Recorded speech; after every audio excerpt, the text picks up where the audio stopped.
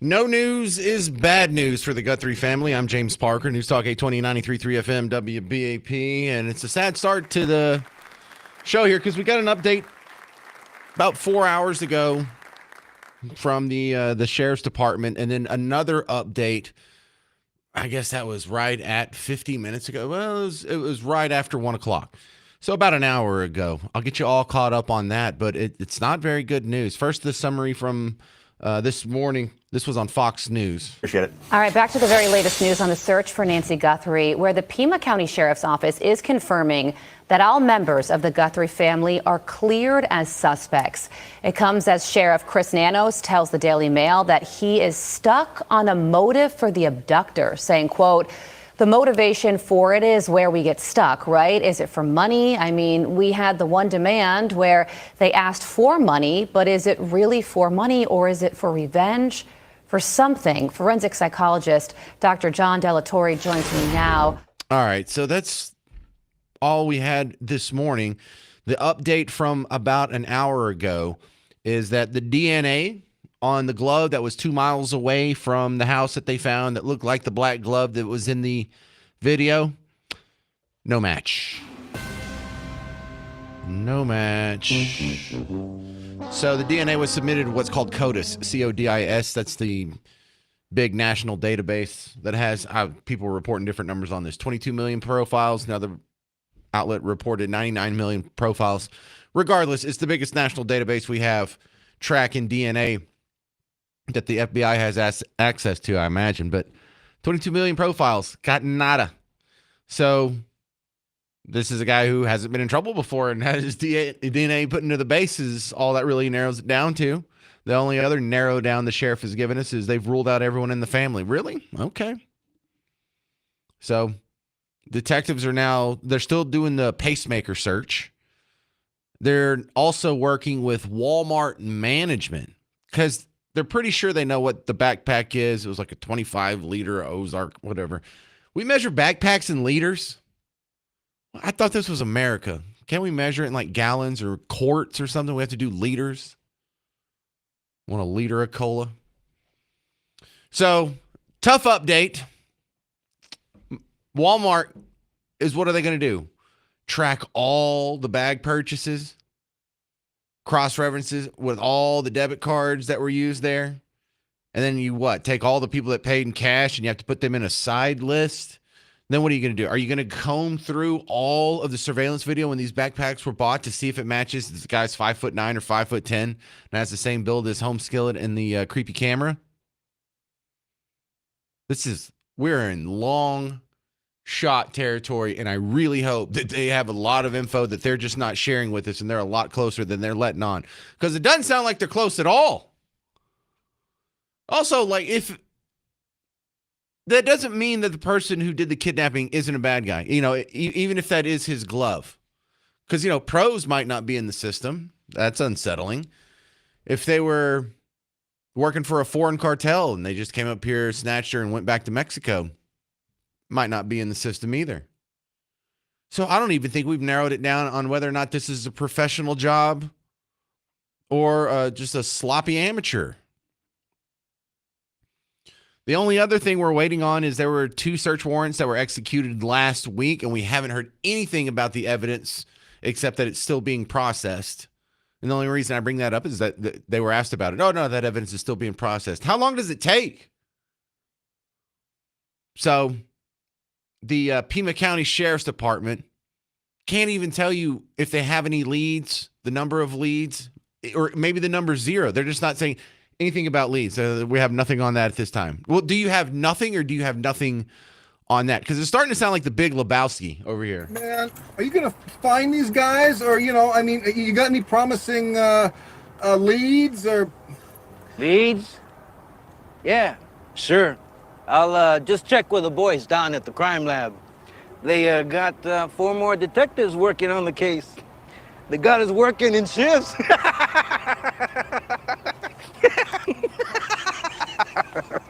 Leads. So we don't have any press briefings scheduled. I don't know when we're going to get another update. The sheriff said he's all booked up for interviews today. So So is he talking to the media or not? Well, he's not doing anything public where he's going to be taking questions at a press conference podium. He will not be holding media availability tomorrow. So the only thing we have to go on is they said media will be notified via the Pima Sheriff's X account. That's where we stand on that. So the best guess is what? She's in Mexico. 800-288-9227 if you have any help on that one. 800-288-9227. All right, coming up next, my first guest is going to give us a little more insight on that from a professional or local background. It's David Kelly from our sister station, KCUB. He's actually just a few miles away from where that happened. And also, the Parker Pour is coming up this week. We are 2 days away from the next of our monthly meetups. It's going to be at the Whiskey and Rye Bar, Fort Worth, Omni Fort Worth Hotel. Come on down to the lobby bar. I'll be doing a live show from 2 to 5, so you can come hang out, see the show as it happens. It's not like real magical or anything. You know, there's no dancing girls. I don't juggle on the breaks and do anything entertaining. It's just me with reading glasses on a laptop for most of it. But you can hang out, see how the sausage is made, judge me based on my appearance. And then afterwards, we're going to have a happy hour from 5 to 7. And I'm also going to be hosting trivia. We're going to do 2 rounds of trivia. I thought that'd be a fun way to get you to stick around and hang out and have some fun and not just stare at me like, now what? I don't know. So I'm doing 1 round at 5:30 for the people who are already there or for the people who work around the corner and they get off at 5. You can run over there real quick because it's downtown Fort Worth. I know we have a lot of listeners in downtown Fort Worth. I've seen you, because we did it last month. And then I'm doing another round of trivia at 6:30. So if you got to get off and drive in from Denton or, I don't know, Corinth or Addison, who knows? I'm doing another round at 6:30. We'll have prizes for both. But come on out. It's a good time. It's a great bar. It's a nice, clean, well-lit place that doesn't have dirty, sticky floors and a bunch of 21-year-old kids. It's the Whiskey and Rye Bar, the Parker's Pour, coming up this Thursday. I'll be there from 2 until at least 7 or so. So come on out and say hi. All right, coming up next, David Kelly from KCUB in Tucson. I'm James Parker. It's News Talk 820, 93.3 FM, WBAP.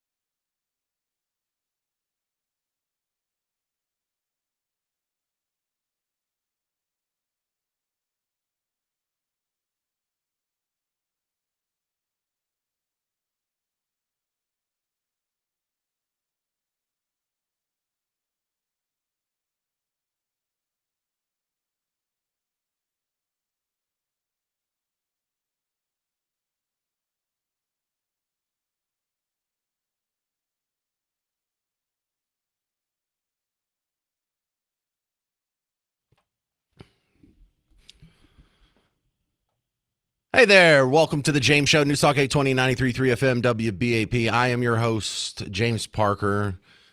And for those of you sending me an email or message, I'm tired of the Guthrie thing. First off, no, you're not. We see what the web traffic is. There's a reason why all the news stations run with this. People are interested in it. And when it dies down, believe me, we'll get off of it. Don't worry. But, dude, when I mentioned the case in the last segment, immediately 2 calls. I didn't even get to my point yet. And we got calls on this. And now, look, there's going to be plenty of time. I have a lot of other stuff on the docket today. So stop with the bad attitude, people. We're going to talk about the halal foods in Wylie School. There's a meeting tonight. Stick around for that. We're going to talk about the Hutchins ice facility that got struck down. Obama said aliens are real. There's a mass shooting at a hockey game. Another climate prediction fails. I'm going to talk about Mardi Gras. We're going to remember Rush Limbaugh because this is the 5th anniversary of his passing. We're going to talk about the jobs numbers. We're going to talk about this is the first day of early voting for the primaries. Oh, I have a lot going on the show. I'm not doing wall-to-wall Guthrie coverage, and if I do it for 2 segments, calm down. All right, with that, my next guest, David Kelly, coming back on the James Show, and he's from our sister station, KCUB in Tucson, and just miles from where all this action is happening, or should I say, David, a lack of action.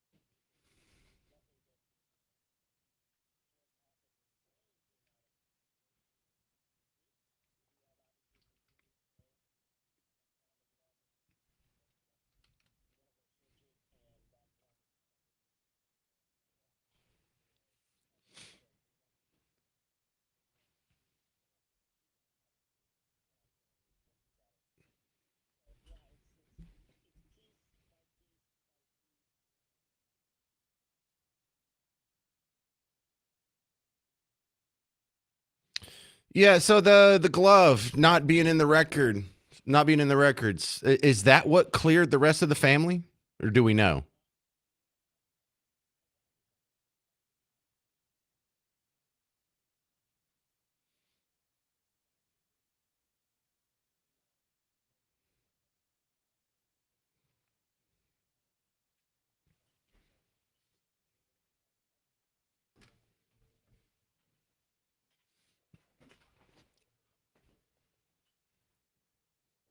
Well, David, do we know why they cleared the son-in-law? He was the last one to see her, and in any kind of disappearance or suspicion of foul play, you should probably look at the son-in-law first.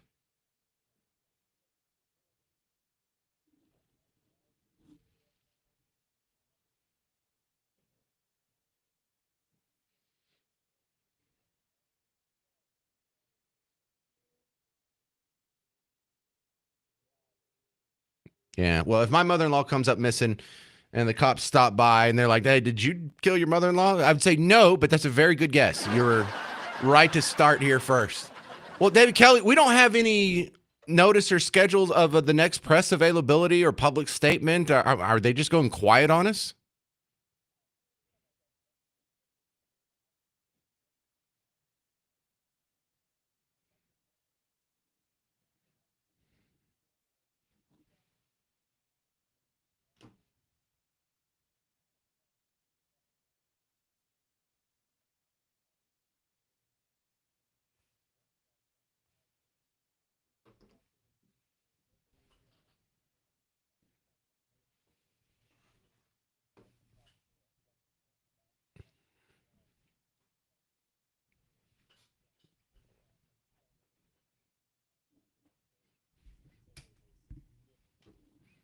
David Kelly, what do you think happened?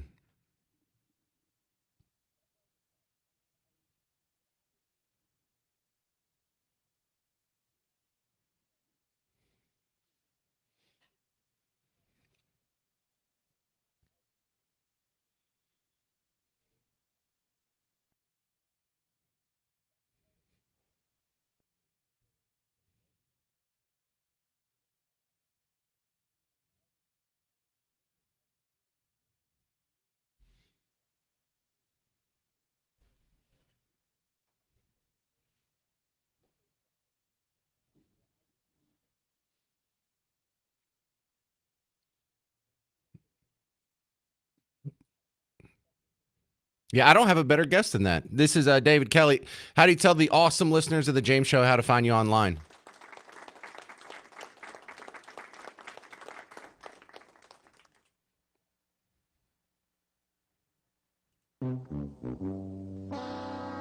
You're welcome. All right, that David Kelly, KCUB in Tucson. I appreciate the heavy lifting, sir. Thank you. All right, let's go to Bobby in Brownwood. You're on WBAP. Your response, Bobby. I don't think she left the house alive. I mean, you don't have to strong arm a 84-year-old person to get them to leave with you. I think she's been dumpstered, and I think she's in a landfill. I can't argue with that. I can't, because that would explain so much. Why isn't there more of a focus on the ransom? Why isn't there some guy that's trying to get his money? There's some guy who wants money so bad he's going to kidnap an 84-year-old and try and keep her alive and go through all this, but he's not going to ask for the money. So then And the blood on the front porch. let's say you're right, Bobby. What's the motive in that? He might be a sick old person rapist. You never know. Have we seen those before? An old person rapist? I've heard of it. Yeah. We don't understand the mind of any of those criminals, do we? What if it's just a robbery gone wrong? She tried to fight him. She got knocked in the head. Oh, crap, she's dead. I better get that body out of here. I think the fight in an 84-year-old's been long gone for probably 20 years. Right, but still, if you're an 84-year-old, that doesn't mean you're not going to get like worked up in a panic or just be obstinate, when all the adrenaline's flowing. Or it could be a guy that just didn't want any witnesses, and so he took her out. There's so much we don't know, like how he got in, that would help explain some of that to all our questions. But yeah, because there's been no more contact, I'd try to get the money and get rid of the person as fast as I could to be done with it if I were involved. And it just seems to me that there's no answers All right. other than her being deceased. I hear you, Bobby. All right, that's Bobby in Brownwood. Good call, Bob. Coming up next on the James Show, there is a public meeting tonight about the halal food story that I was telling you about in Wylie School. You know how they had the Muslim table there last week, and then we found out that they're serving halal foods. So they have the menu options in the cafeteria. Hey, your animal was slaughtered in a Muslim ritual facing Mecca with a special prayer said over it by an ordained Muslim something or other. Yay! They're having a meeting about that. Find out details next on the James Show. News Talk 820, 93.3 FM, WBAP. Hey, Texas homeowners. James Parker here for Rhino Shield. If you're building your dream home, it's not your dream home if you're going to do paint on the outside. That's just not a smart move. And look, I'm not saying paint's obsolete, but now that Rhino Shield has been invented and we've had 25 years to test out this technology, the results are in. Paint is now for the inside of your house. Rhino Shield is for the outside of your house. And it doesn't matter what it is. It could be brick, it could be wood, it could be hardy board, it could be adobe, it could be stucco, it could be made out of, flattened out Coke cans. Rhino Shield works on any surface. It looks great. It keeps the texture underneath it. So if you have that nice adobe or that nice brick or those big stones or, the squish Coke can feel behind it, it's 8 to 10 times thicker than paint, but it keeps the texture. It provides you insulation. It reflects UV rays. It expands and contracts with the house. And you'll come back in 10, 20 years. There won't be cracking. There won't be flaking. There won't be peeling. If there is any fading, it will be minimal, a lot better than paint. So go to rhinoshielddfw.com. Get Gary to come out. He'll show you the technology. He'll explain what they do to the house, and then we'll talk about how you can pay for it. 15% off if you mention the James Show. You're welcome. And we can also put it on a monthly note, so you just have a low monthly payment instead of having to come up with a couple grand up front. So you can't afford to not do it. Go to rhinoshielddfw.com.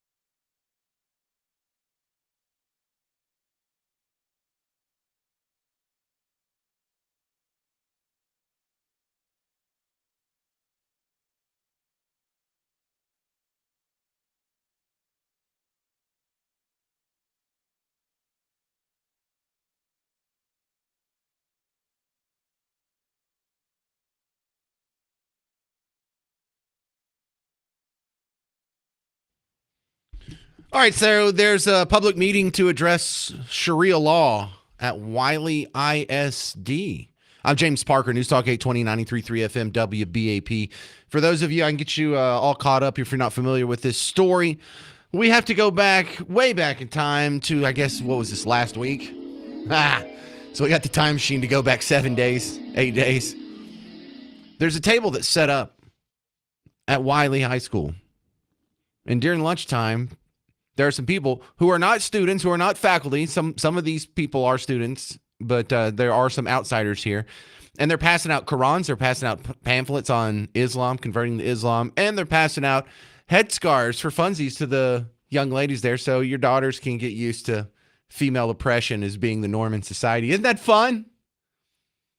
Well, one guy made a video. It went viral. This is Marco. Hello, tell me the story. What happened today at school? Okay, so I'm Marco. I'm the president of the high school Republicans at Wylie East High School. And today there was an organization called Why Islam that had a huge table booth in front of our school today, and they were giving hijabs to girls out throughout the high school, and they were giving out Qurans, and they also had pamphlets about Sharia law and other Islamic things, and they were giving out these bags. And I had a discussion with the women that were there, and we're trying to understand what's going on. Was everybody in a hijab? So they were passing out to as much, girls as they could, so that was their goal. How many students took those bags?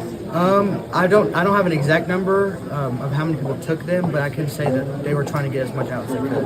And it was during the school day, right? Yes, it was during lunch. During lunch. And we typically have colleges come out, where we have our clubs have tables, but we've never had a faith group, to my understanding. So Christians have never been allowed to come? Not from what I've seen. I've never seen churches or Bibles passed out. I can't affirm that that's 100%, but what I can say is that this was a big thing that they wanted to push out today. Okay. Thank you, sir. Thank you. Thank you for letting me. All right, so that got a lot of people's attention. And then when this is being passed around in viral fashion, people are like, is this the principal of the school? And there's some lady, some actually kind of beautiful blonde lady, but she's wearing a hijab. Hey, it's National Hijab Day. Look at how good we look. LARPing as female oppressed females. You know, aren't these the people who go around shrieking about The Handmaid's Tale? Oh, the overtly religious theocrats are going to take over the country and oppress women and make them wear conservative clothing and headwear. It's like they're doing it. So that was the beginning of this storyline that's now continuing on the James Show. The response to that wasn't very heartening either. They did suspend somebody, but we don't know who. We don't know for how long. We don't know. Is somebody really being held accountable? A booth set up this week here at Wylie East High School is getting a lot of scrutiny. The group, called Why Islam, we're told, focuses on education. They have a Muslim Students Association who actually sponsored the event. Jacques Jones is the chairman of the high school Republicans. He found out when a colleague posted this video. And they were giving hijabs to girls out throughout the high school. Parents who are sending their kids to schools in the state of Texas with the presumption that they're going to get a good education, they don't expect their kids to come home with a Quran and hijab on their head. The district tells us the booth was open to all students during lunch. There were materials on the table like the Quran, even stations for henna designs, and to try on a headscarf. Mustafa Carroll with the Council on American Islamic Relations says the booth was informational. They don't proselytize and they don't pressure anybody to take anything. As long as it's student-led, that's a whole different story. The district sent this letter home to families, regretting what happened, said the group did not have approval to distribute materials, and guest speakers can only speak directly to student clubs in a classroom where all parents have signed permission forms. This situation is not about religion, politics, ideology, or any personal belief system. It is about a procedural breakdown. If proper protocols had been followed, this incident would not have occurred. We take that very seriously. Mistakes were made, and we take full responsibility. It's not that it offends anybody. My concern is that parents were not acknowledged. They were not aware that this was happening. Carroll tells us Why Islam has been to a number of schools, and it's no different than Christian organizations holding similar booths. The outrage is that any and everything Muslim these days has been vilified. And they also had pamphlets about Sharia law. We have heard from the families of Muslim students and through Jones, the Young Republicans. Both groups tell us they're concerned for their safety. The district says it remains committed to protecting the students and complying with law. So it doesn't sound like they're taking it very serious, right? Oh, no, we're so upset. We've suspended somebody. Well, who was it? We're not going to tell you. For how long? Oh, we're not going to tell you. Well, are they still getting paid? Or are they just getting a free vacation? What's going on? We're not going to tell you. And so I guess they were kind of hoping this would blow over, but now there was some local independent journalists who were pointing out that, hey, this is the same high school that's now offering halal options, that is Muslim certified options, in their public school lunchroom. Okay, we need to talk about halal because they are increasingly trying to sneak halal foods into our kids' public schools. Did you know that in Dearborn, Michigan, the only option available to public school students for meat is halal certified? That means that the animals have been slaughtered facing Mecca in an Islamic ritual with Islamic prayers being said over them. In the school menu at Dearborn Public Schools is generating a side dish controversy. The district now serves only halal meats that are permissible according to Islamic law. Inside Dearborn Public Schools cafeterias, students have a variety of options. But when it comes to lunch items like cheeseburgers and chicken nuggets, here at this middle school, for instance, the meat is 100% halal. But it's not just Dearborn. Last night, Amy Mack reported on X that they're trying to introduce halal foods into Wylie, Texas schools. That's the same school district where they were just caught sneaking in World Hijab Day without letting the parents know about it. This is also the case in Portland, Maine, which began growing its Somali population. Okay, so you can see where all that's going. So what's going on here? Well, people have been calling in. What do I do? What do we do about this? How do we fight it? How do we make our voices heard? There's a meeting that's happening tonight. It's called Addressing Wylie ISD on Sharia Law. It's set for February 17th. That's tonight, 5:45 p.m.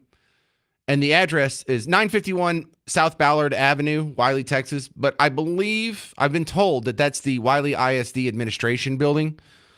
So there you go. What do you do about it? I guess it starts there. Because last night there was a meeting in Hutchins about the proposed ICE facility that's going to be in an already existing warehouse there. And people showed up for that and they got it shot down. So can we do the same? You got to give credit to these lefty activists. They're out in the streets. They're having hissy fits. They're putting their life on the line. They're blocking cops with their cars. They're interfering with cops when they're trying to make arrests. They're out there getting themselves killed for their ideology. Can you at least just go to a meeting for yours? 800-288-9227. 800-288-9227. We'll continue talking about the meeting tonight on addressing Sharia law and Wylie ISD next on The James Show. News Talk 820, 93.3 FM, WBAP.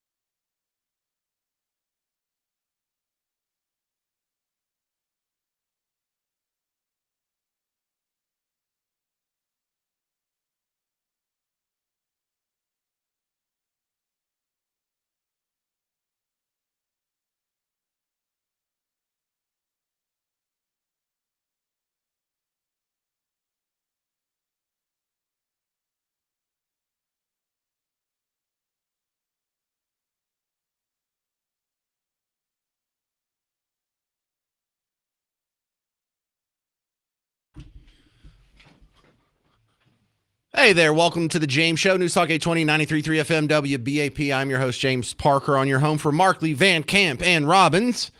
Three funny guys who have a great selection of stories. They just rip through as many stories as they possibly can in 3 hours. So give them a chance if you haven't already fallen in love with them. We're talking about what's going on with Wylie ISD. And if you've been listening to the James Show on a regular basis, it keeps coming up. They had the Muslim table there where they were proselytizing and handing out hijabs at a public school in lunchtime on campus without parents' permission or even school permission is what we're led to believe. Sort of skeptical on that one. And then halal foods are now being offered as a menu option in Wylie ISD. I have been asked, what do we do about it? And look, my big answer is, bro, I don't know. I don't know how to fix this. I don't know how it got to this point. I don't understand how these people who are so concerned about the slightest bit of female oppression are just willingly promoting this in public schools. I mean, and you know what the answer is to that? It's because they vote Democrat. They are now making allies. The enemy, my enemy is my friend. Why? Because they're both opposed to you. There's a meeting tonight at Wylie ISD Administration Building on Ballard Street, 545. I guess that's your first chance to get something done because it worked last night. There was a big meeting last night in Hutchins about the ICE facility, and they got that shouted down. Can we do it too? I'm not so sure. John in Kemp, you're on WBAP. Yes, sir, James. I was wondering, it's along the same lines. Did you happen to read the article in the Dallas Morning News today about down here in Kaufman? Oh, there's another Sharia city that's being proposed, or actually in the land already bought. Yeah, yes, sir, it is. Did they name who's the landowners and trying to get that going? I didn't read the whole article, no. I just saw the headline. Well, one of them, I believe, down here may be one of our judges here in Kaufman. I wish I had running for judge. I don't know everything, and I definitely don't know enough details about this to have a decent response for you. But if there's something you want me to know, send me an email or. Just to be honest, most people send me a Facebook message. I don't know why that's what has been chosen by the listeners. But if you want me to do a little read up on it, try and find something short. Like don't give me a 72-page white paper or a 48-minute video to review, because I find out the best stuff from people like you, John. When you say, did you hear about what's going on in Kaufman County? No, I didn't, but I'd like to, because if you're interested in it, there's a lot of other people who might be interested in it too. But there is. It's getting close to bug tussle, buddy. You know, we're getting close to your part of East Texas down there, and we need to have a legal way to take care of things like this, because you and I both know from being around this part of the country, there's a lot of people in this area, these areas, that could do things that wouldn't look good, that the media would turn that all Christians are awful, or the way they do with politics now. They only report what they want to report. It's so, I don't know. I just wish there was some legal way to stop this stuff. Well, I think the legal problem that we have is once they're in here and they're legally here, we lose a whole lot of tools. The way to stop this is don't even let them in to begin with. Why do we have, 100,000 H-1B visas in Frisco? That can't be legit. That has to be. There's not 100,000 jobs that couldn't be fulfilled any other way other than bringing people in from one country. That makes no sense. So we have. I wish they would publish who okayed those H-1B visas. They do. It's shell companies. For most of them, it's shell companies. For some of the big guys like AT&T, they legitimately may need foreign workers to come in here. But I think we all agree they take it too far. And most of Frisco probably agrees with you. And John, send me whatever info you have. I wish I had all the answers for you. I just really don't. I will, buddy. And thanks for taking my call. I enjoy your show. All right. I'll be driving past you on the way home to Bug Tussle. Jason, Frisco, you're on WBAP. Hey, Jason. Hey. You know what? To your point that you're asking, why are all these Muslim people coming here? Yeah, you're absolutely right. It's the H-1B visas. But why are they coming here on H-1B visas? Because we're telling businesses to come here. We're kind of doing this to ourselves by being so pro-business, right? No. Because look, some of these are coming in on otherwise legit H-1B visas. But what we're really seeing in your neighborhood in Frisco is some guy comes here, he makes a shell corporation. Just on paper, he has a business. And then he applies for a whole bunch of H-1B visas. And he says on paper, yeah, they're all going to make $120,000 a year or whatever. And it's just an excuse to get the paperwork to get thousands more here. So some of this, yeah, maybe is pro-business and could be solved by changing some business regulations. But it really breaks down to this H-1B visa abuse. Because, I mean, technically, I guess it's legal on paper because there's no mechanism for disproving shell companies. And it's really hard to disprove a shell company. You know, it sounds nefarious, but I have a shell company, kind of. You know, I have a subchapter S corporation where all my side projects I run through there basically for tax purposes, but I don't have a building. It's registered to my house. And, you know, there's no other facilities or employees or, you know, a company truck that I can say, see, this is a legit business. So on paper, it looks kind of like my business, but they're only there to turn around and say, hey, any of y'all in India, you want to pay me X amount of dollars? I can get you H-1B visa. And so it's just being abused like that. And they're making tons of money doing it because what is the price of moving to America? If you're in India, all the money you have. Well, I haven't done that much research into it, but that would be kind of where I would start. Okay, You know, I can point you in the right direction, Jason. If you want to keep listening to the James Show, I have these ladies on that are just absolutely killing it. Kaylee Campbell, who was at the last Whiskey and Rye when I did the Parker's Pour last month. She was there for that in person. I think I'm gonna try to have her back on Thursday. But she's the one that is, you know, just going from house to house. Sarah Gonzalez, who you see her sometimes on the Blaze, sometimes with the Texas Scorecard. She's all over the place. She's been doing a bunch of busting people like that. Another guy, Mark Palisano, he's been doing a little bit of work in that area. It's not big names. These are local independent journalists. These are just your neighbors who are doing some of the legwork so you don't have to. Just go watch some of their videos. Or if you want links to some of this stuff, send me an email and I'll reply with it. It's no big deal, Jason. That's great. That's great. The second point I wanted to make, just trying to make some sense out of, you know, how this Muslim table got set up, you know, at Wylie High School or whatnot. So if there's going to be a Muslim table set up, how is this going on? How is this guys going on under the supervision of teachers, you know, admin? Jason, you know what? Hang on. I got to take a break. We're bumping up against the news. Can you hang on through the break? Sure. Okay, because that's sort of the second half of the conversation I was wanting to have anyway. 800-288-9227, a public meeting in Wylie to address the Sharia law problems we're having in your public schools. I'm James Parker, News Talk 820 93.3 FM WBAP.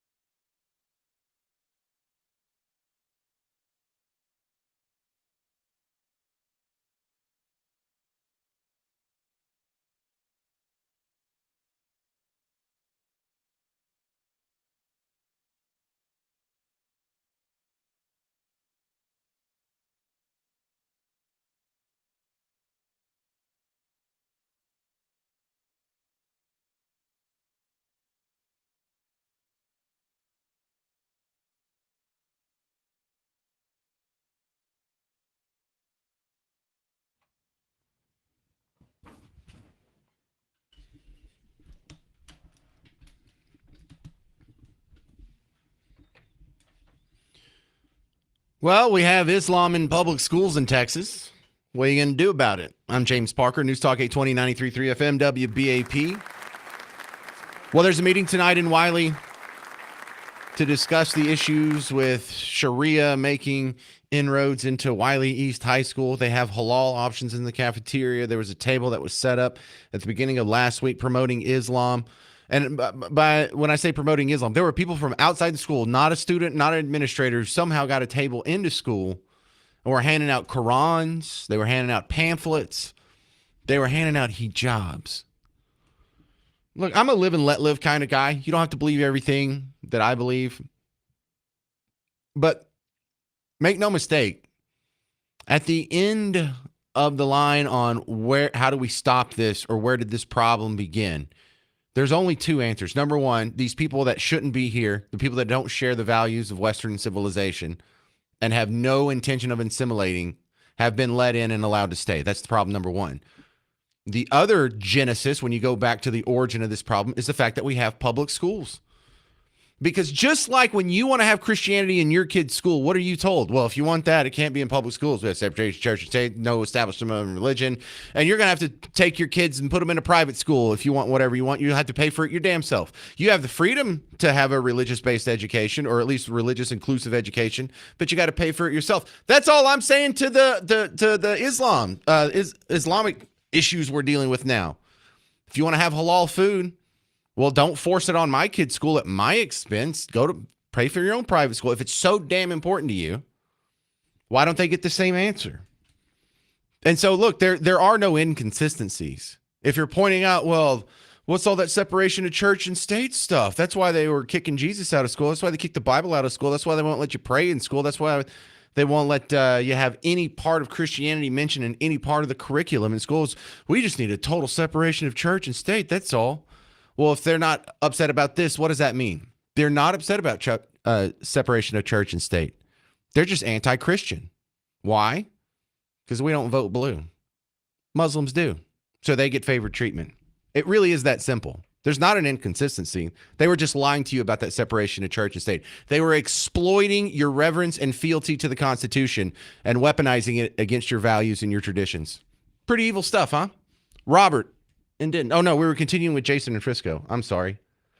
Jason and Frisco, where were we? You were asking, like, how'd the table get set up in the first place? Something to that effect? Yeah, last week I had to take my son's Chromebook over to him because he forgot it. And I had to go through 2 doors and show my ID, right? And I'm just dropping a Chromebook off at the front in the lobby, okay?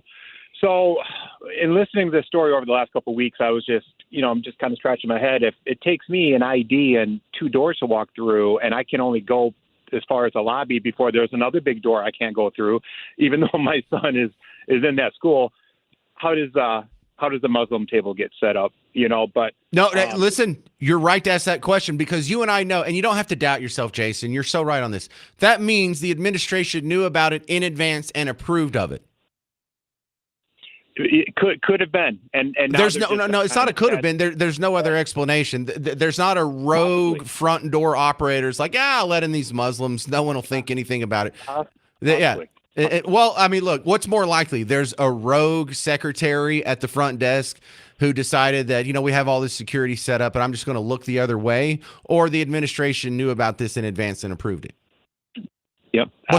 What's the more likely scenario? Yeah, well, they knew about it. That could be definitely possible. I'm going to jump off, though, but just one more quick point. Full disclosure, this is why I don't want any religion in schools other than what we have in place right now, which is pledge allegiance to the flag. I'm fine with that.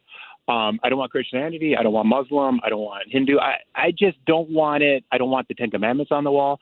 I don't want any of that stuff unless it's science, math, English, arithmetic, whatever. That's all I want. Let me tell you the problem with that, and I kind of feel where you're coming from in that, but the most important piece of literature that fomented the American Revolution was common sense. Did you ever read that in school?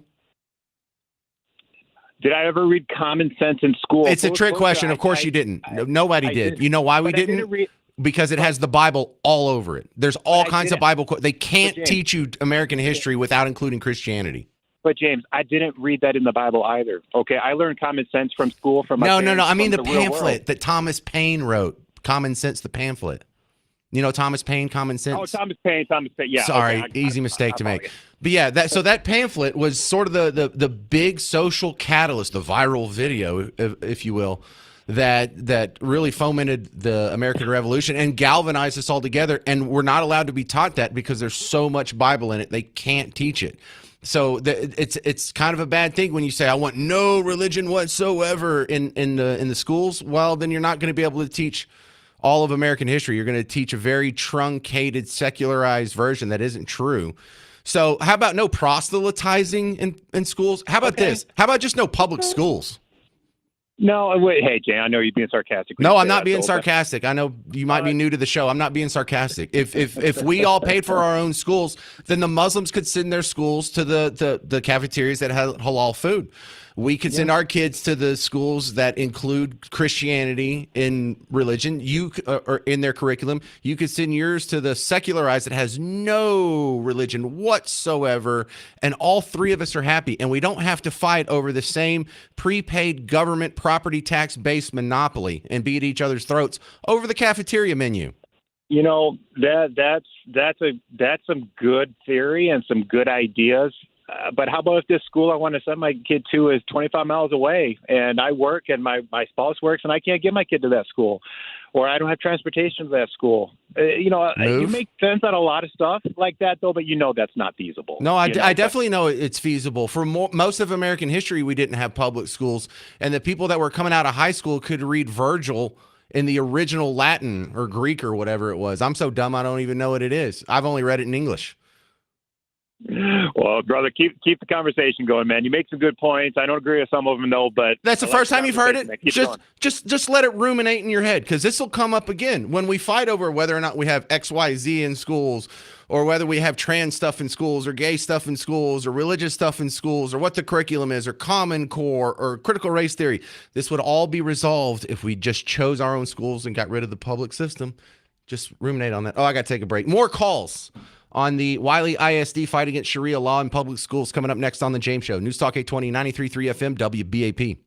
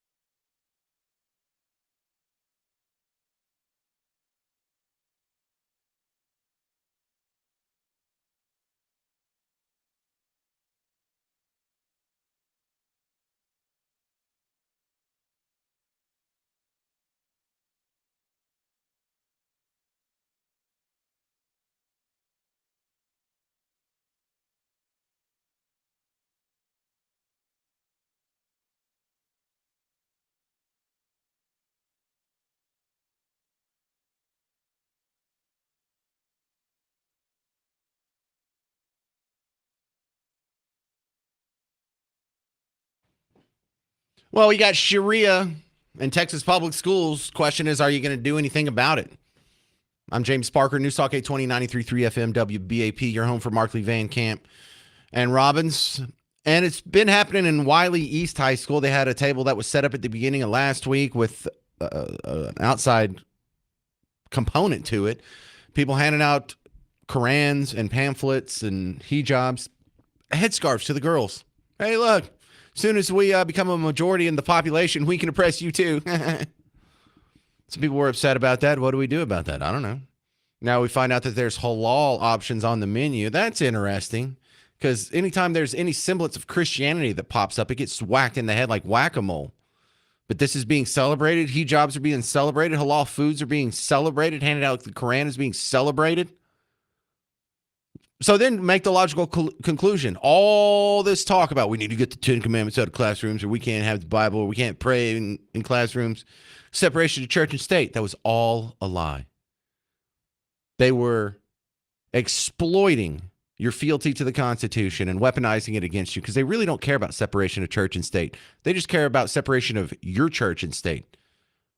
But if you're seen as the enemy, and Christians in general are seen as the biggest hurdle to leftism advancing in America, well, then you're just an anti-Christian bigot if you let this go. And there is no other explanation.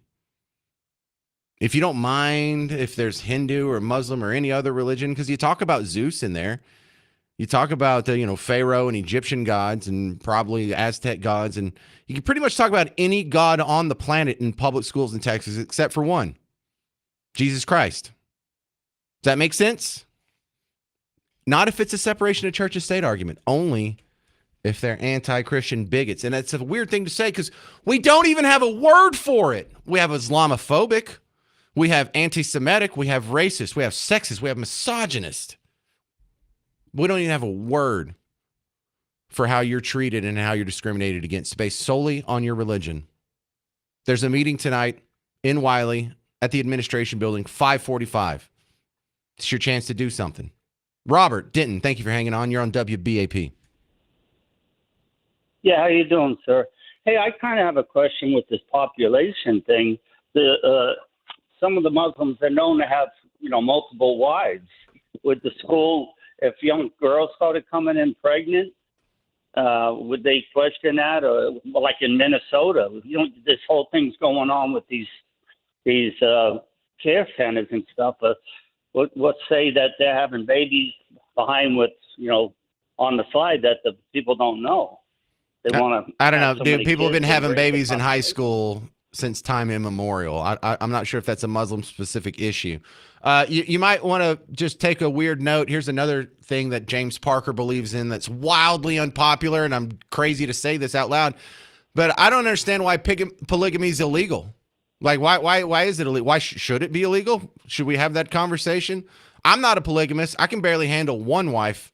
I don't know how these other guys do it. Yeah. But seriously, I mean, why? Because one of the pushbacks on that is there are a lot of people who are living sort of this freelance polygamous lifestyle, and you and I, we want the nuclear family. I'm assuming we share values here, Robert and Denton, but don't we support the nuclear family, kids being raised in the same household as their biological mother and father?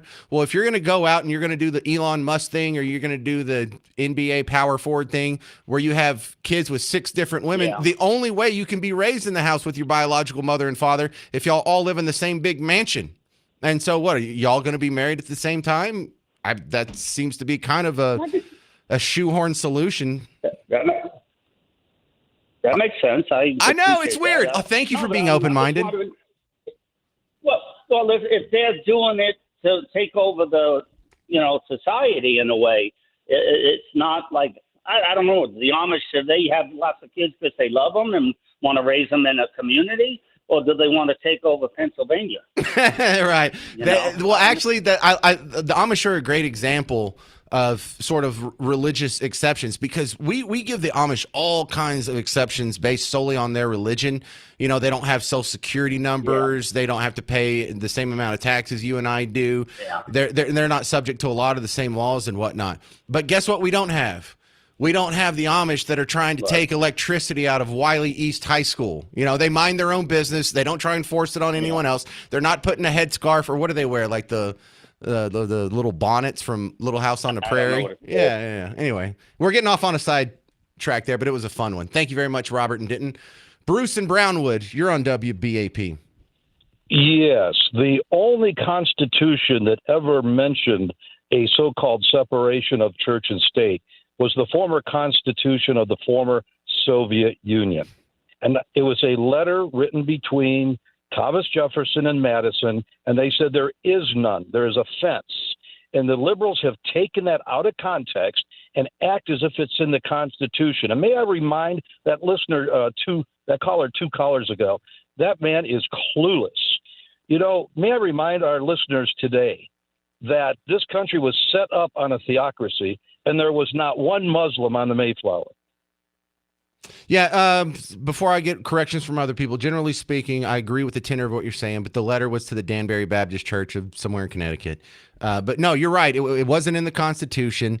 And what you are seeing, the way they act now about Christianity is very Soviet, because we have what is supposed to be a secular republic where we're supposed to be indifferent to religion.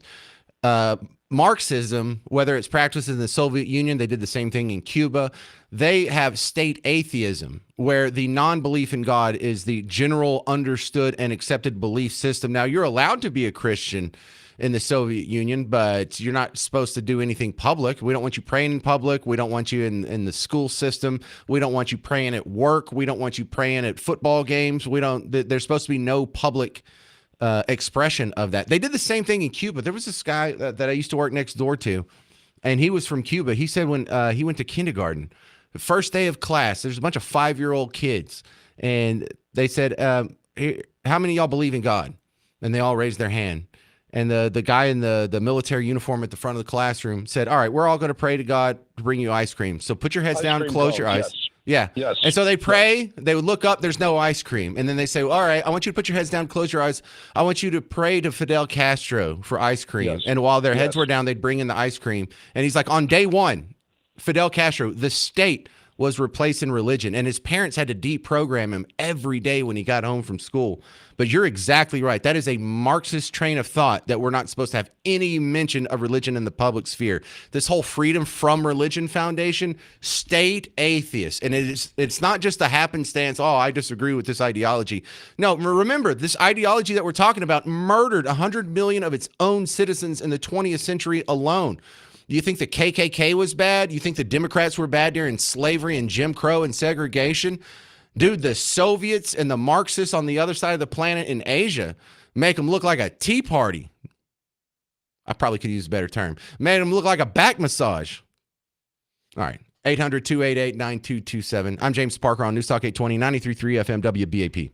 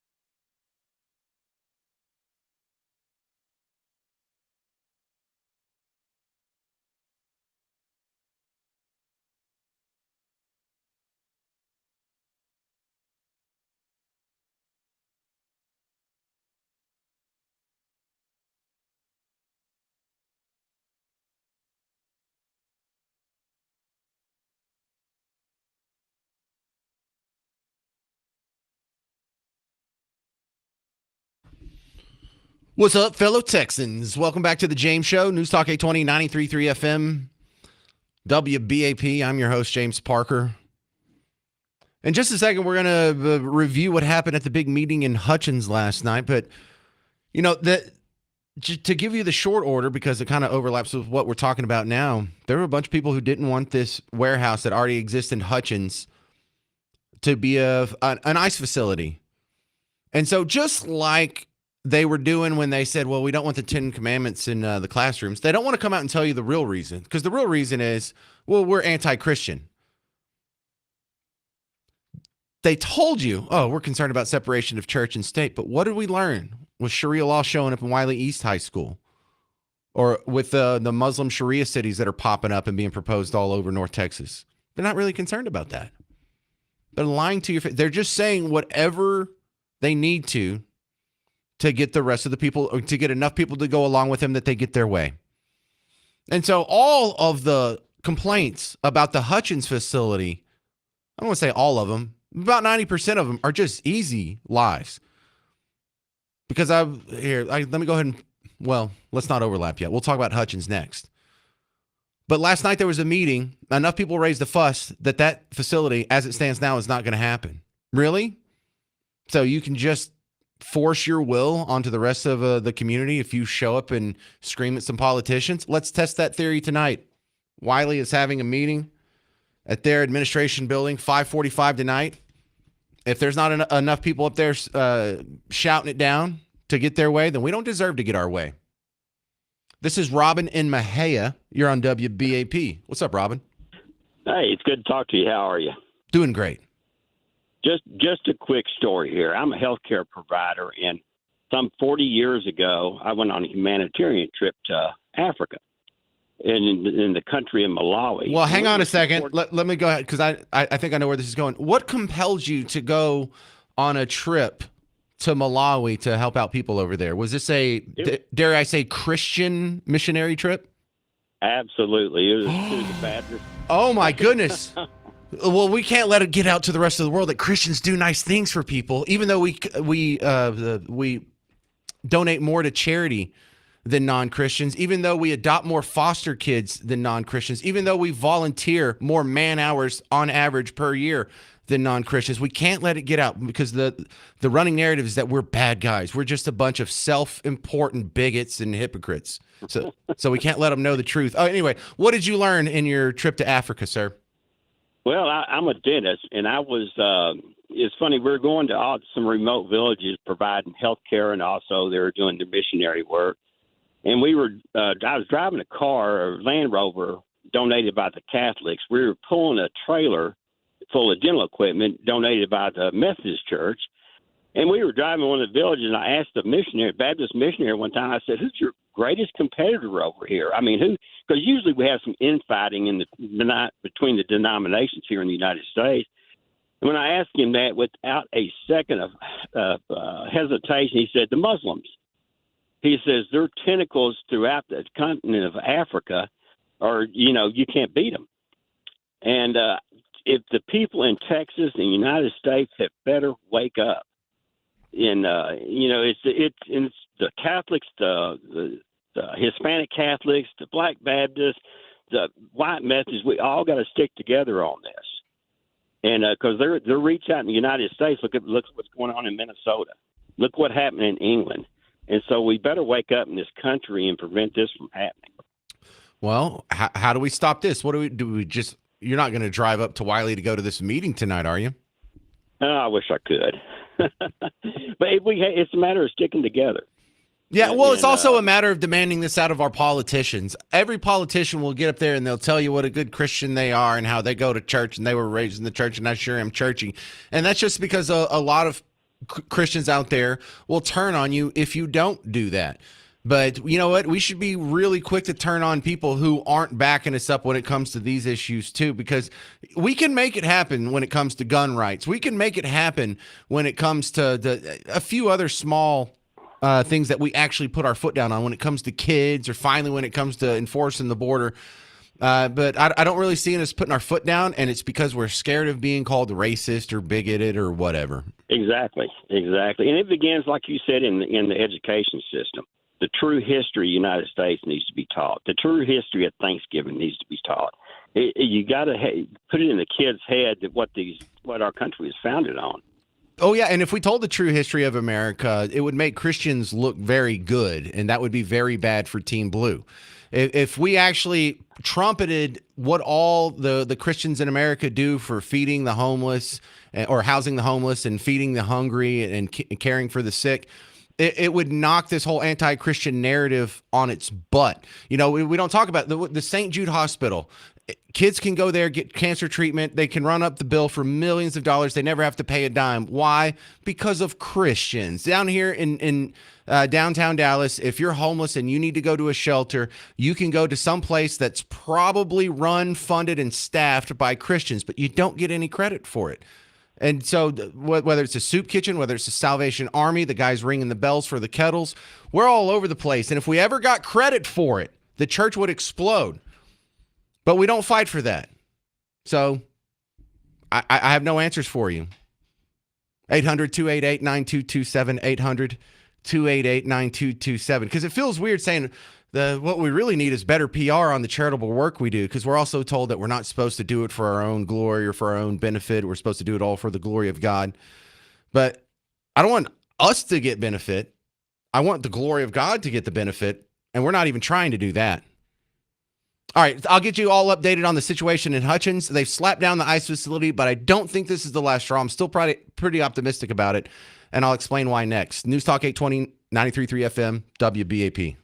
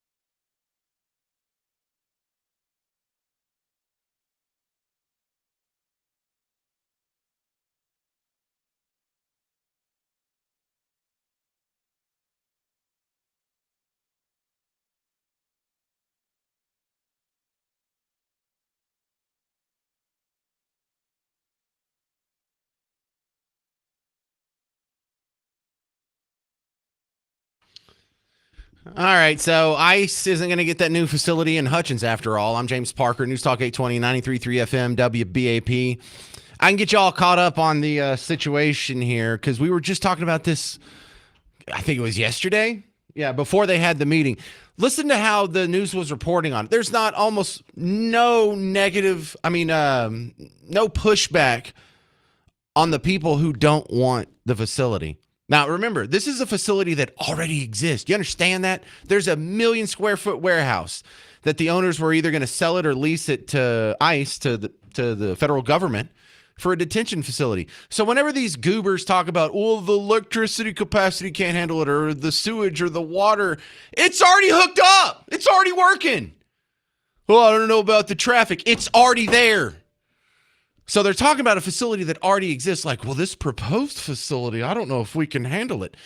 And they give like 9 seconds of the other side of my point of view in this little 2-minute package. In Texas, there are lines you don't cross. This one, dang it. We've seen get serious pushback. Chris Sadeghi is joining us now in the loft. And Chris, even though it's not on tonight's agenda, a demonstration is already planned. Yes, Dee, it's the first time that the Hutchins City Council has met since the February 4th special called meeting, and the people there taking this as an occasion to protest the possibility of an ICE detention center in their town. There is a flyer being shared online that has the header, "Emergency Action for a Rally at 5:30 tonight." That's 1 hour before the council meeting begins. It says they want people to show up and demand the Hutchins City Council resolve to support no new utility infrastructure for the reported ICE detention. It's already there! Camp, and shine a light on the group potentially selling the warehouse.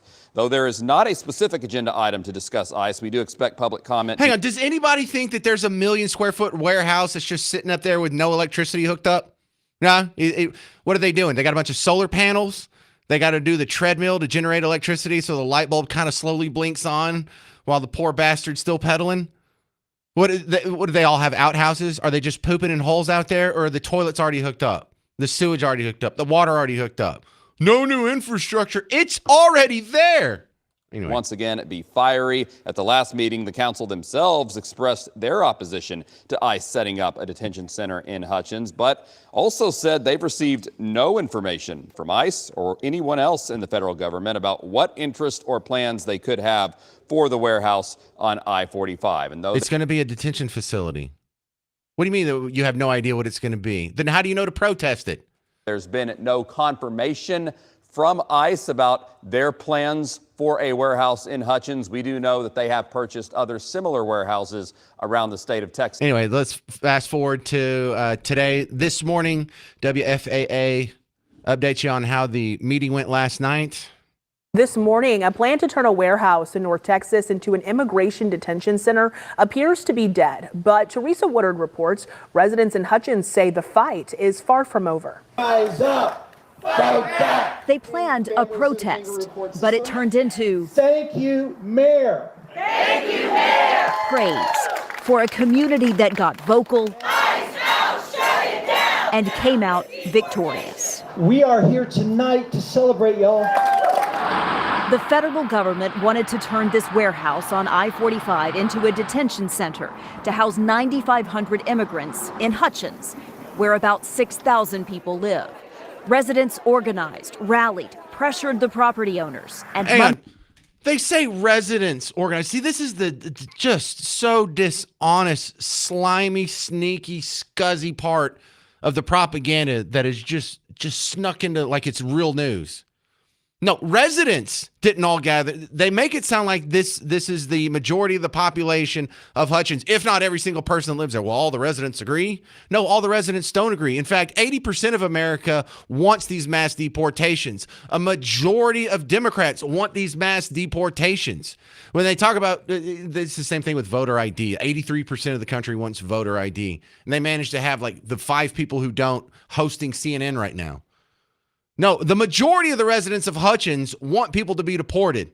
And if their community is going to get some new jobs and some new, economic activity out of it, then they're probably okay with it. I bet you a majority of the people in Hutchins want this, but it's presented to you on the news like everyone agrees this is a bad idea. All of Hutchins and fighting against. Here we have the little David, the little common man fighting against the big evil government.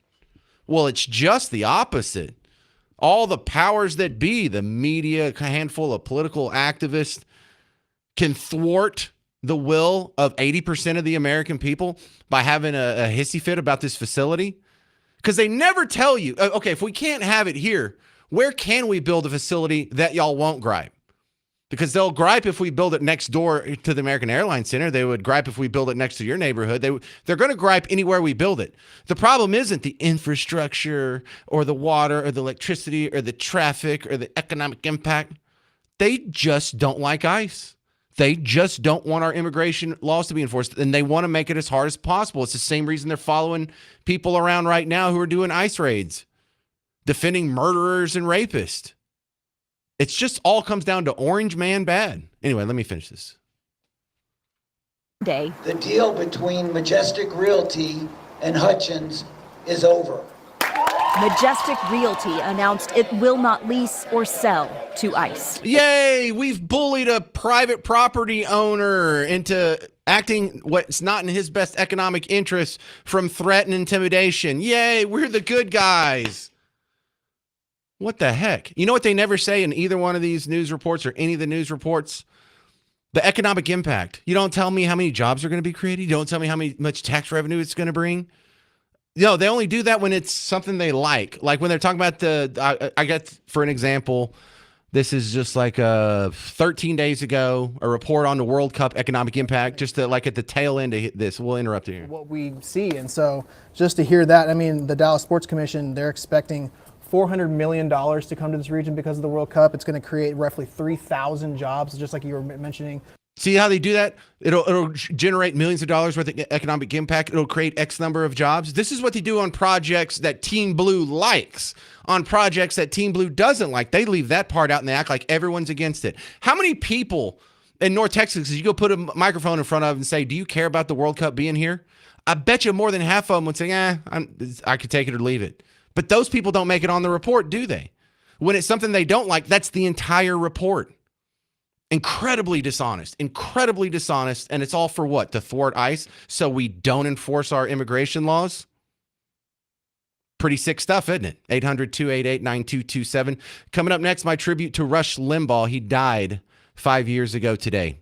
I'm James Parker. It's News Talk 820, 93.3 FM, WBAP.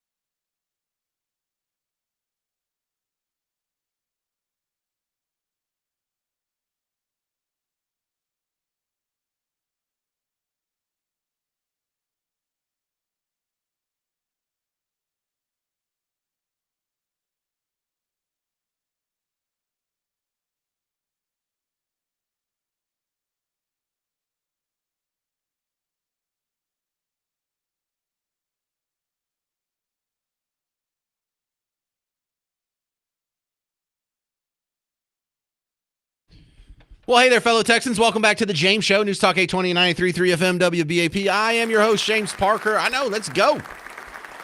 Look, I'm going to cram a whole lot into this last hour. In the next segment, there is a few updates in the Guthrie case. We're only going to spend one segment on it because that's all it's going to take. Then I have my Rush Limbaugh tribute coming up at 4:35 because it was on this day 5 years ago we lost Rush Limbaugh. And then we're going to do my tribute to Jesse Jackson. That's sort of a tribute. Coming up at 4:50 to end the show. But right now, I've got a whole bunch of people who've been listening to the first 2 hours of the show, and they want to talk about this meeting that's happening tonight in Wylie. Wylie ISD is responding to public outcry after a couple of stories here. One, that there was a table set up on campus during lunch proselytizing for Islam. They were passing out Korans and headscarves and pamphlets on why Islam. And it's not an educational event. The group is called Why Islam. They literally, their whole reason for being is to spread Islam.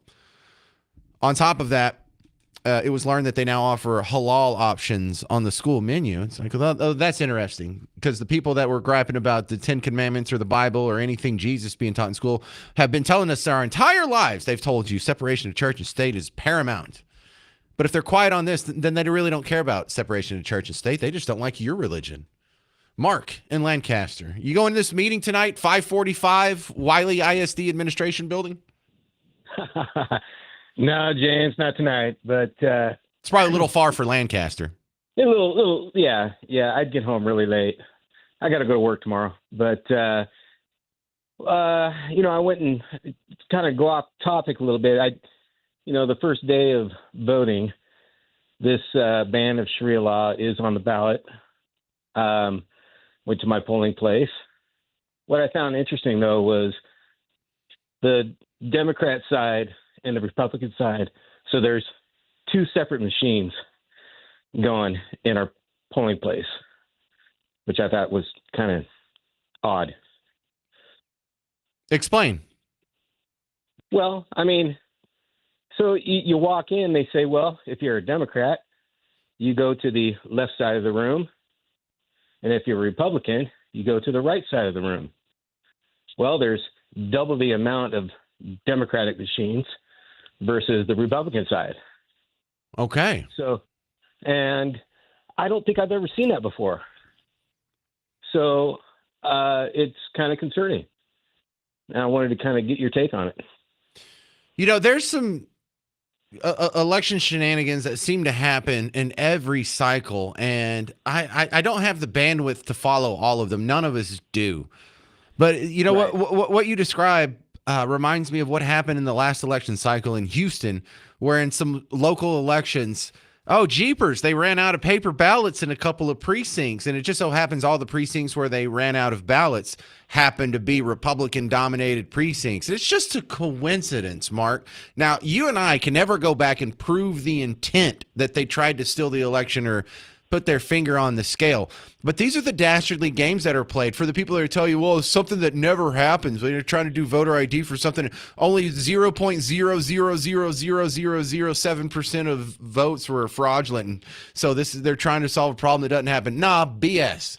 Every election cycle, there's something shady that happens. I say the opposite. And in fact, there are online just repositories and databases of all of the election fraud stories out there. And so whenever someone tells you out of the 4 billion votes cast in Texas, only 7 of them were proven to be fraudulent, those people are lying to you. And Absolutely. If you hear something weird and you don't even want to look into it, either you're just ignorant, which I doubt, or you understand that all of these little shady things probably help the cause. And if you think you're fighting against literally Hitler and the Nazis, you would look the other way. So that's the dastardly part. Is that a Voltaire line? Once you get people to believe absurdities, you can get them to commit atrocities. So once they can convince half the country that you're a racist, sexist, bigot, and homophobe, it doesn't matter if they're stealing elections or stuffing ballot boxes or not, adjusting mail-in ballots or having a disparate number of voting machines. As long as it gets, Hitler out of power,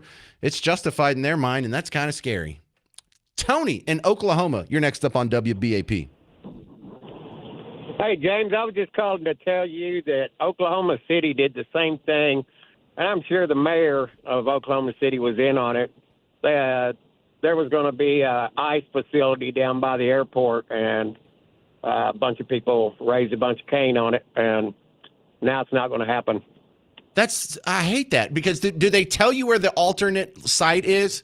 Because it sounds like they're not really against it for the reasons they say. They're just against ICE.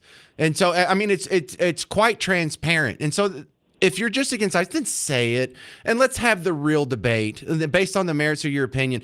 Don't come at me with these lies like, well, I don't know, no new infrastructure. There's no new infrastructure needed. They already ran the lines. The lights are already on. The toilets are already flushing. You people are lying. And I'm tired of not having the real debate, because they're just pretending to wildly misunderstand your position and come up.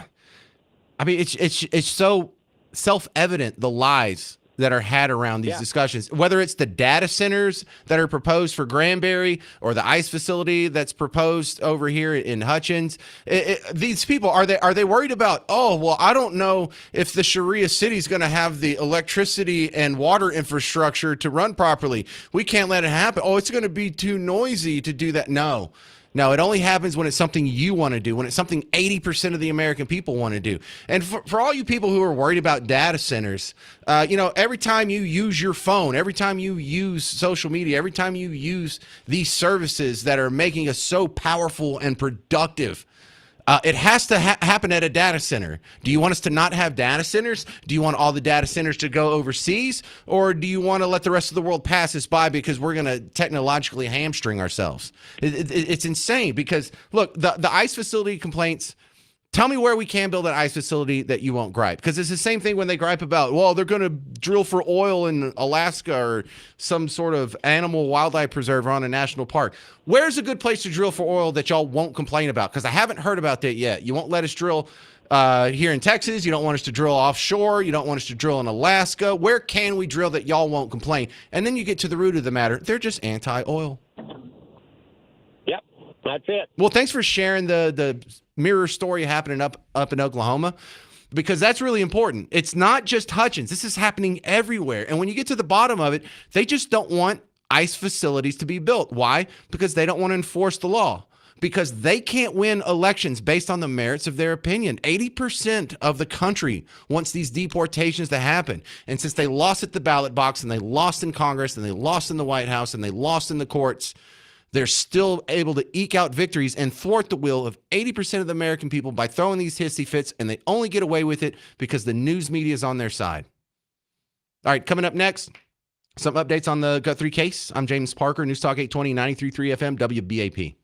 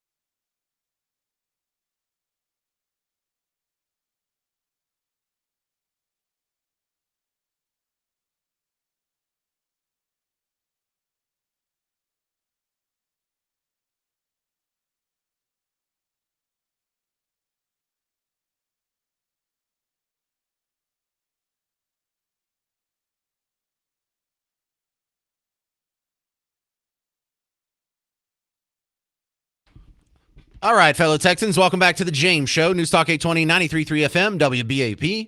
I'm your host, James Parker, on your home for Markley, Van Camp, and Robbins. My next guest is coming at you from News Nation. She's the law and justice contributor over at News Nation.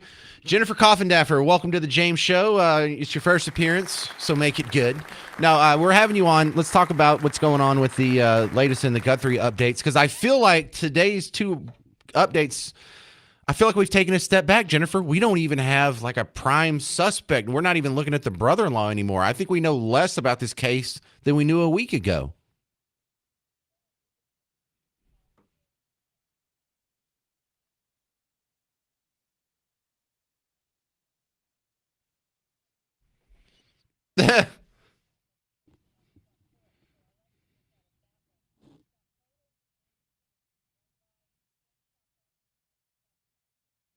So what are the suspects that you have? You said 40?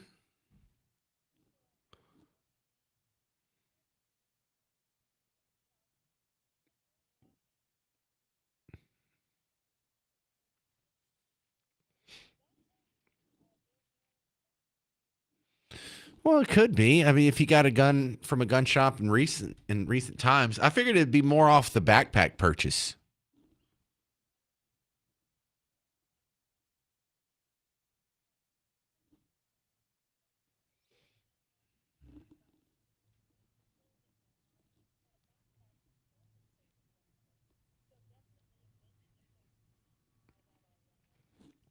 Do we know what cleared the brother-in-law, Jennifer?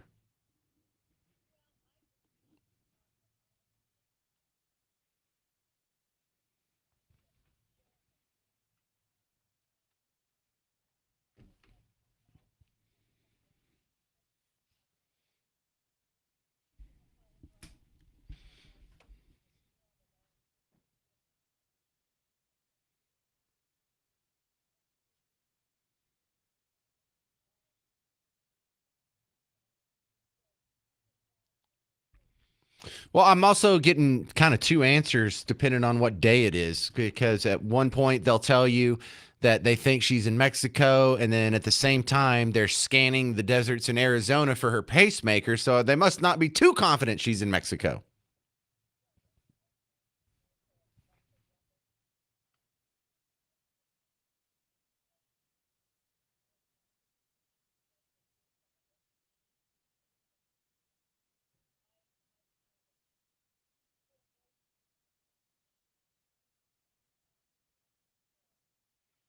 That's sad. All right. So, what do you think this is? Do you think this is a kidnapping?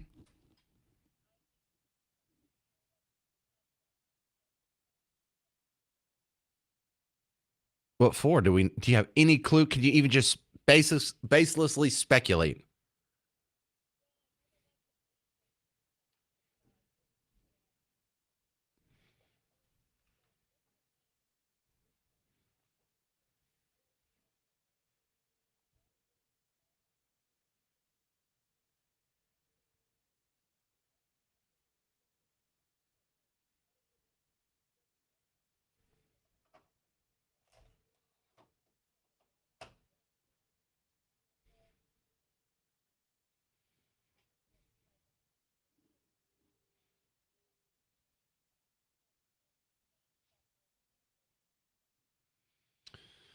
All right. How do we find your work online, Jennifer Coffindaffer?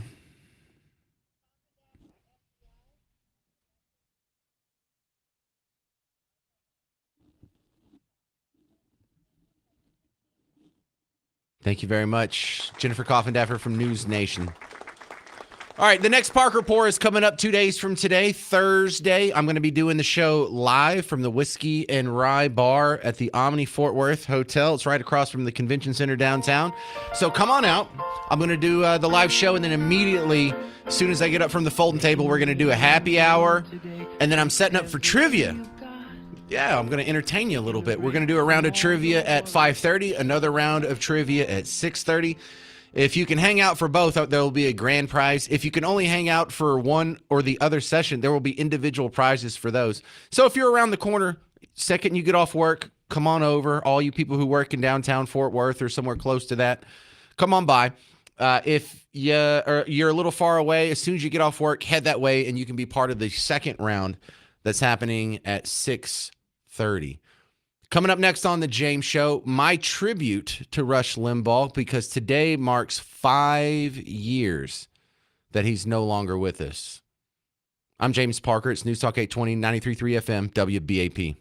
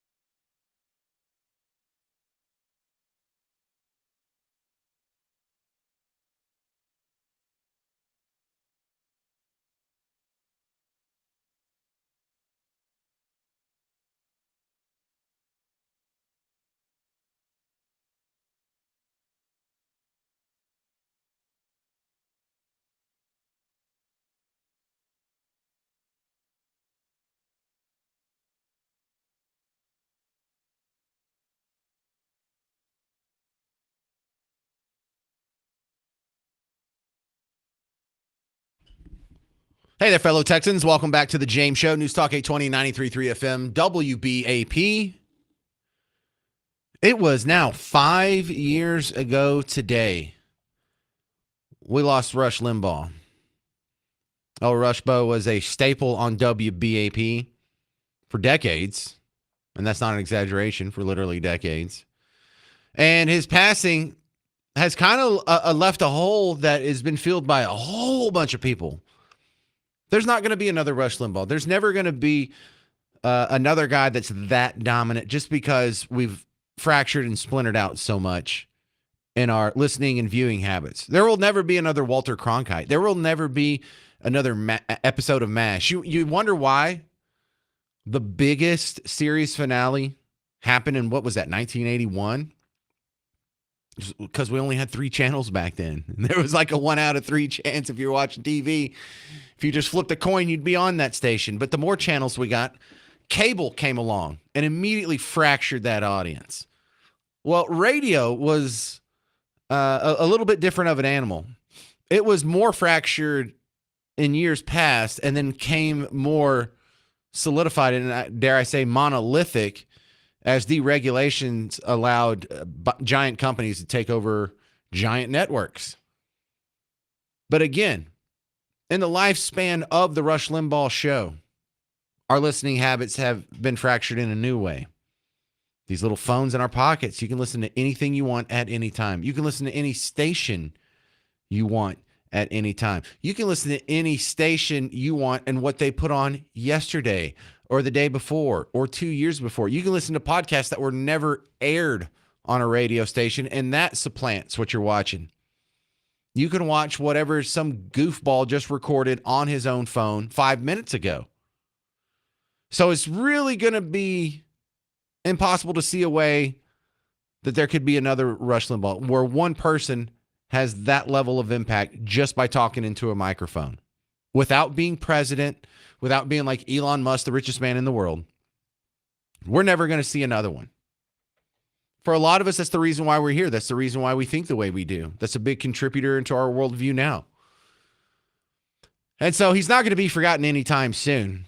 But I'm definitely going to keep him in the rotation here because there's a lot of Rush Limbaugh in the Audiotron 3000 over here. And I'm going to play you a couple of my favorite clips from Rush Limbaugh of all time. The first thing I want people to remember about him isn't his politics, isn't his professionalism, isn't how rich or successful he was. It's how funny he was. That's one of the reasons he was so effective. It wasn't seen as a comedy show, but really, most days it was. Most days he was bringing you the truth, and he was bringing you ugly truths, but he was doing it with a smile on his face, and he was putting a smile on your face. The reason why we all love that show is because you would listen to it for a long time, and you wouldn't walk away full of hate and anger with the dark cloud following you around over your head like Ziggy in your grandma's calendar. He was a funny guy. This is from August 20th, 2015. This is the Rush I remember. Finally, another declared independent candidate, D's Nuts, D-E-E-Z-N-U-T-C, N-U-T-S, D's Nuts, polls at 9% in North Carolina to go along with his 8% in Minnesota and 7% in Iowa in our recent polling. This is public policy polling. Trump leads Clinton 40-38 when he's in the mix. But in this whole poll, with all of this detailed data about Trump and all these other candidates, there's somebody in the mix here named D's Nuts. It's getting 9%. Now, who is D's Nuts? D's Nuts is a 15-year-old kid in Iowa playing a joke on the polling business. Bad news for 9% of likely voters in North Carolina. Their candidate doesn't exist. There is no D's Nuts. The candidate called D's Nuts, who has filed with the FEC to run for president, is a 15-year-old kid from Iowa named Brady Olson. He's a high school sophomore. Said he was inspired by news that Limberbutt McCubbins, a cat in Kentucky, a Kentucky cat, Limberbutt McCubbins, had also filed paperwork to run for president. So this kid, Brady Olson filed as D's nuts. And sure as the dickens, he's gotten 9% in the public policy polling in North Carolina, and they report it as though it's a legitimate contender here, an independent named D's nuts. And get this, 9% choose D's nuts. D's nuts had a favorable 13%. I'm sorry, 6% favorable, 13% unfavorable, and 81% not sure. Now, what does this tell you about polling? That somebody who doesn't exist gets 9%. Somebody who does not exist has a favorable opinion of 6% of the voters, unfavorable of 13% of the voters in North Carolina. What does that mean for the whole poll, if anything? I mean, they report this at public policy polling in their story as though there's this legitimate candidate out there named D's Nuts, D-E-E-Z, N-U-T-S.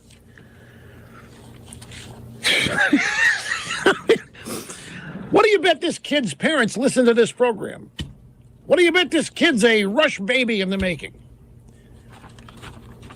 He sees that a cat in Kentucky named Limber Butt McCubbins registered with the FEC, so he thought he would try it. All right, look, that was hilarious, but also let you know, polls really are trash. There was a real lesson there. Polls really are trash. People answering polls really are trash. They don't know. They're just saying whatever they think they're supposed to say to make them sound smart.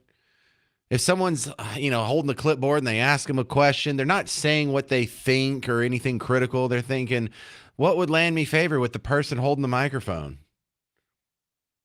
Great stuff.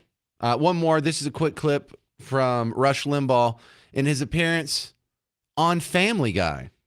You're not really a conservative. That's not true. I am conservative. I support the death penalty to show people that killing is wrong. What about that 4-year-old that was executed in Texas? There was a 4-year-old executed in Texas? Not really, but you see, Brian, your concern betrays you. Oh, my God. Lois was right. Right there. See, the fact that you would give a woman credit for anything, it means you're a liberal, Brian. See, self-deprecating even on the biggest stage. Even when he walks into the Lion's Den, a Family Guy, you know that they're all ideologically against him. They have him on the show. Can you make some jokes making fun of yourself about being an anti-woman bigot? And what did he say? Sure. He nailed it. He's not an evil guy. He's not a mean guy. He's not a Nazi. He's not literally Hitler. He was a fun guy. He was right on almost everything, and he's definitely missed. Coming up next, Debbie Schlussel is going to give you the not so honorable memorial for Jesse Jackson on the James Show. News Talk 820, 93.3 FM, WBAP.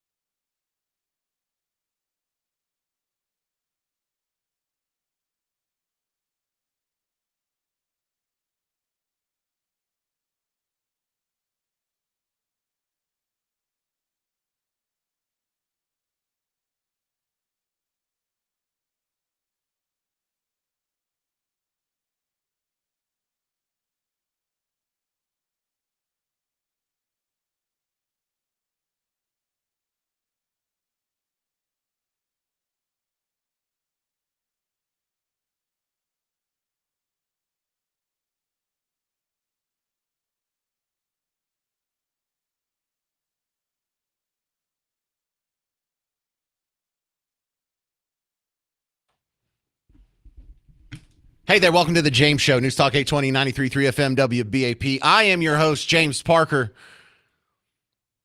All right, be careful now. You might want to put on some burn-protected clothing because there's about to be some flames that are thrown in this segment. Because my next guest is the great Debbie Schlussel, who's a huge Jesse Jackson fan. And she's going to give him the honor that he deserves now that he's passed away. The civil rights icon. Why don't you explain, Debbie Schlussel, why you're such a huge fan of Jesse Jackson and why you love him so much?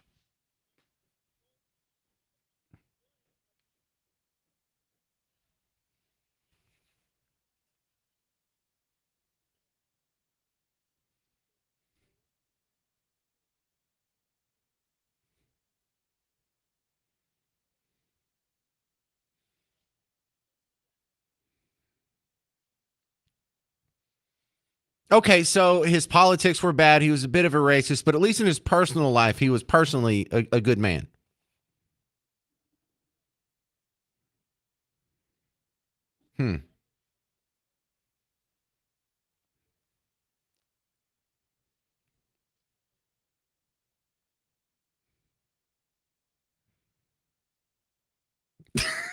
Easy. Oh my God.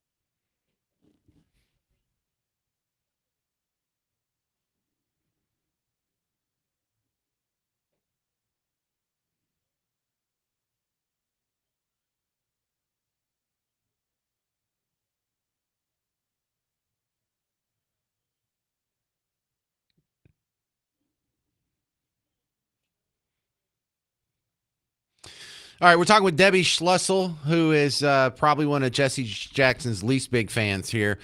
You had some Dallas news on your Facebook yesterday where one of our star basketball players caught your attention.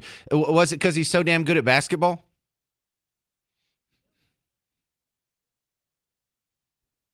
He is. He's not playing right now. But does that mean he needs to wear a headscarf to a press conference?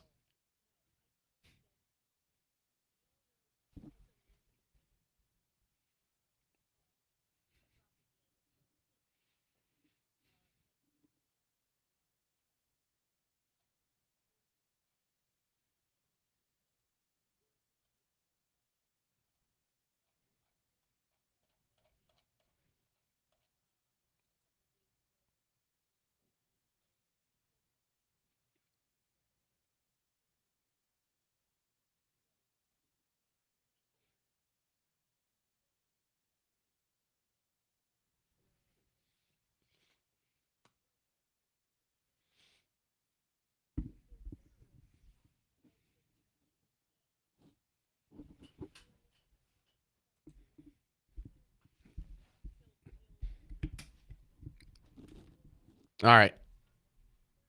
Debbie, I knew when Jesse Jackson passed away, I'd have to have you back on the show, and you nailed it. That's exactly what we needed to hear. Thank you very much. How do we find more of your great work online, Debbie?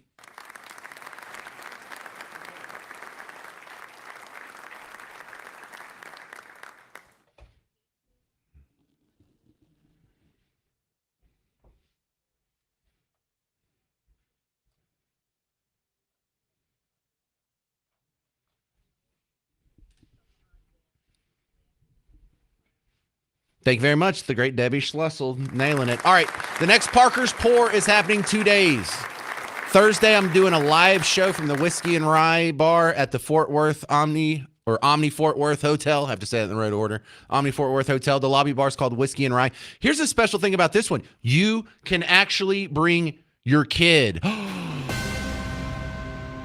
I meant to ask about that last time, and I didn't. So I remembered to ask about it this time. This is an event where like if you want your kid to meet me, mom, you pick up your kid at school every day. They're sitting in the back seat, and whether they want to or not, they listen to the James Show, and now they know who I am.